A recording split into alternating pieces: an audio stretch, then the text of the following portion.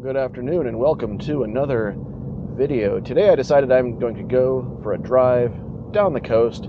I want to scout out some new locations for sunset and seascape photography. So I'm heading out to a place called Martin's Beach because I've seen it when I'm driving by and I always said someday I'm going to go check that place out. Well, today is someday. I'm going to check out the parking, see how long it takes to hike down to the beach. I think there's some cool looking rocks and things down by the water, so I'm going to see what my compositions might be, and if I'm lucky I may even get a sunset shot, and if I do I will talk you through some settings and some equipment that I am going to use for seascape photography with the EM1X. So come along with me, this ought to be interesting. Alright, here we are, Martin's Beach.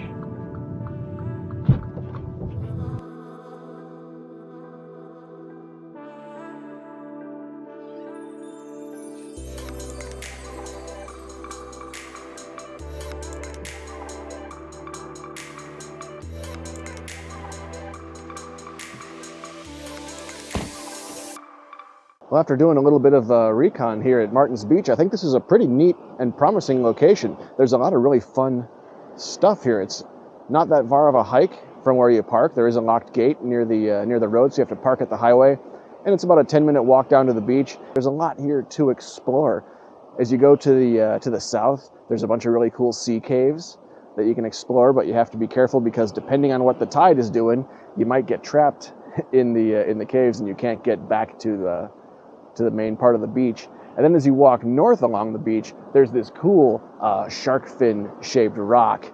And as you walk around it, there's actually a crack that goes all the way through the rock. So depending on the time of year, you might be able to get some cool sunset shots with the setting sun shining through that hole in the rock. So I'll have to play around with some things like photo pills and see what time of year is going to be best to come and get a shot like that. But I think this beach is really rewarding, and I think it's going to be very rich photographically in the future. I see it being a place I can come back to multiple times. There's this cool big dead tree on the north end of the beach that I'm sheltering under while I shoot this piece. So definitely a fun place for me to come and explore. Check out this business behind me. This is pretty cool. This is farther along the north side of the beach. You got to walk across some slippery algae to get here, so you can again come here at low tide and watch the water. But this is seriously cool. I'm gonna see if I can get closer. Well, I think this is as far as I can go, unless I decide to get wet, which not today, but maybe at a low tide. This might be really cool. So I'm going to check the tide chart, see what the tide was right now. It's 6 o'clock in the evening, and on the lowest tide, one of the lowest tides of the year, might be a great day to come back and explore this, because that cave looks like it goes all the way through. I really want to come back and check that out. Also, after having explored a lot of this beach, pretty much all that I could reach on foot from where I parked, I think I found where some of the best compositions are. The other good way you can quickly scout good compositions at a location is show up about an hour before sunset and see what the other photographers are setting up to do. As I was rounding the corner here, I saw some photographers setting up on a beach. It looks like they're setting up to shoot a sunset shot through that crack in the rock. So I'm gonna work my way back to the car. I got about an hour until sunset, and I'm gonna see what I can grab. Hopefully I can actually grab a shot. We had some nice high wispy clouds a little while ago. It looks like some of that is starting to dissipate over the ocean, so it's kind of setting up to be a kind of a boring sky over the sea, which I usually don't like. But I'm going to try to get something because I don't want to make an entire series of videos where I come out here and tease you about shooting sunsets at the sea and then never actually getting any shots. So I'm going to try to actually shoot something. It's probably going to suck, but I need to at least go through the motions for y'all. All right, let's see how it does. So while I wait for the sun to get a little bit lower in the sky and really start hunting for foregrounds and compositions, I figure I'd talk a little bit about the EM1X because that's what this video series is supposed to be about. And I want to talk about some of the reasons I chose it for a seascape photography camera. These are some things I've probably already gone over in other videos. The fact that it's rugged and weather sealed and made of all metal, especially when you pair it with pro lenses that are also weather sealed. It's got a flip out articulating screen, so you can get low angles, you can get kind of awkward compositions and still see what's going on the back of the camera.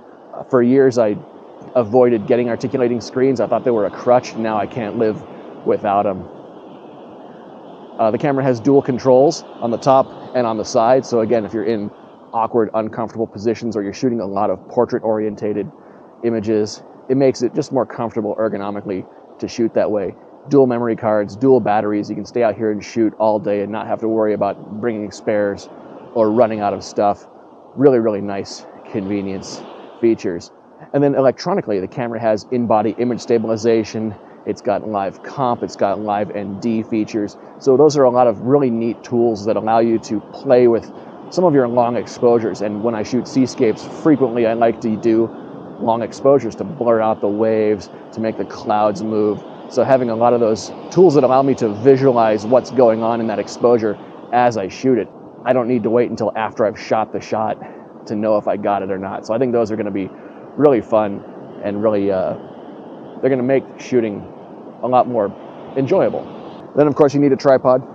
I've got the Benro tortoise that you just recently saw me release a video on. So far I like it. It's lightweight, which makes it easy to carry. The ball head doesn't lock up as tight as I'd like it to, but for a camera that weighs as much as this, it hasn't been a problem so far. I also need a remote release, and I really like on this tripod I have a little leg clamp that lets me attach the remote release to the tripod leg so it's not falling in the water or getting lost. Makes it really easy to grab. And then obviously you need some filters. I have a variable neutral density filter and I have a circular polarizer, and that's it. I also carry a few accessories, spare batteries, my phone, lens caps, in a real small Peak Design 5-liter sling bag. I really like to bring minimal equipment with me when I come to the beach to do photo shoots because I don't want to have to take my pack off and root through it and get sand in it. I want something small that I can keep on my body the whole time. I can just flip it around to the front of me, open it up, reach into it, close it back up, get it out of the way. That way I never have to worry about setting my bag down and having to run back because a wave is going to take it out. And I don't bring a lot of equipment. That way I'm not having to rummage through things and dig under things and take things out and risk losing things in the sand or dropping things. It's just a lot more peace of mind when you bring minimum equipment. So I just bring one lens, a spare battery, a couple of filters and a remote release, and that's really it. And I'm bringing a little pocket camera to make this video with. It's a lot more fun to limit yourself with just a few lenses. I almost brought my 100 to 400 out here in case I saw something far away, and I almost brought my fisheye in case I saw something up close, but I'll save those for another trip and another video. So I didn't want to crowd those other photographers that are a little farther down the beach, so I found a really clean, simple, minimalist composition here, just with the shark fin rock and some of the other rocks along the horizon in the upper 1/3 of the composition, and then a little bit of the beach in the lower 1/3. And I'm slowing down my shutter speed using the live ND feature. Actually, I'm using ND32 so that I can also use a polarizing filter to cut down on some water reflections. I'm at f11 ISO 200, getting anywhere from 1 to 2 seconds of exposure. A few of these are like half a second. They're okay, I guess. They're not awesome, but it is kind of fun to experiment again with that live ND feature. Slowing down the exposure 5 times in the camera, computationally, the camera's taking multiple images and stacking them and basically doing a time blend in camera.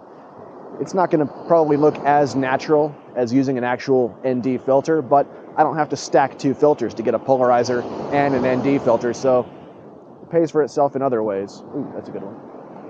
I'm going to try to get lower.